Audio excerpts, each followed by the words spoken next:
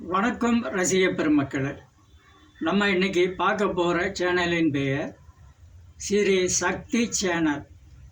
அவங்க சேனலை பற்றி தான், அவங்க சேனலில் என்னென்ன போட்டிருக்காங்க அப்படிங்கிறத நம்ம இன்றைக்கி தெளிவாக சொல்ல போகிறோம். அது பக்தி பாடல்களை போட்டு மக்களுக்கு சில கருத்துக்களை சொல்லக்கூடிய சேனல், பாட்டு மூலியமாக. அந்த சேனலை பற்றி தான் இன்றைக்கி நம்ம பார்க்க போகிறோம்.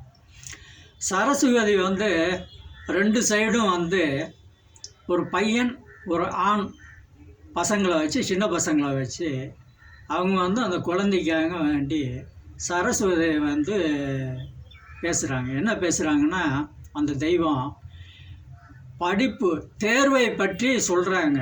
நீ தைரியமாக தேர்வு எழுது, நான் உனக்காக இருக்கின்றேன், தைரியத்தை விடாத, நம்பிக்கை தான் வேணும் தேர்வு எழுதுறதுக்கு, நீ வெற்றி பெறுவாய் அப்படிங்கிறத அந்த குழந்தைகளுக்கு ஒரு சரஸ்வதி சொல்கிறது ரொம்ப நல்லா இருக்குது. இன்றைக்கு உள்ள காலத்தில் டீச்சர்களை யாரும் நம்பிக்கையாக சொல்கிறது கிடையாது, பெற்றோர்கள் யாரும் நம்பிக்கையாக சொல்கிறது இல்லை.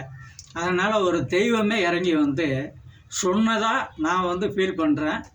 அது படிப்பு வரணும் அப்படிங்கிறதுக்காக எல்லாத்துக்கும். அடுத்து ஒரு கிருஷ்ணன் சின்ன பையனாக ஒரு மாட்டு பக்கத்தில் இருந்து அவங்க சொல்கிறாங்க, நீ விழும்போது என் கை தாங்குகிறது,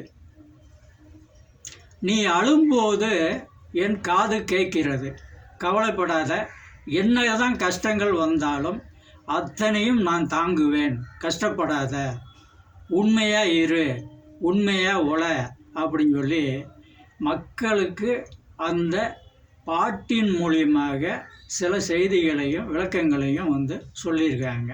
அதுவும் நல்லா இருக்குது.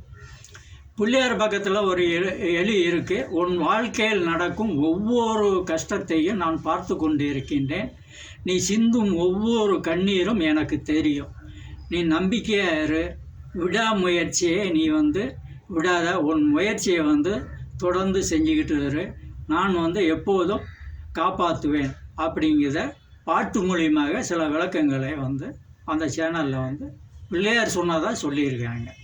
அப்போ எல்லோரும் எல்லா கஷ்டங்களையும் தெய்வத்திடம் நீங்கள் முறையிட்டீங்கன்னா அது எல்லாமே உங்களுக்கு சரியாகி விடும் அப்படிங்கிறது ஒரு நம்பிக்கை எல்லாருக்கும் வரணும். சேனலை பாருங்க, பக்தியுடன் சேனலை பாருங்கள், பக்தியுடன் சேனலை பாருங்கள், பக்தியுடன் சேனலை பாருங்கள். நன்றி, வணக்கம்.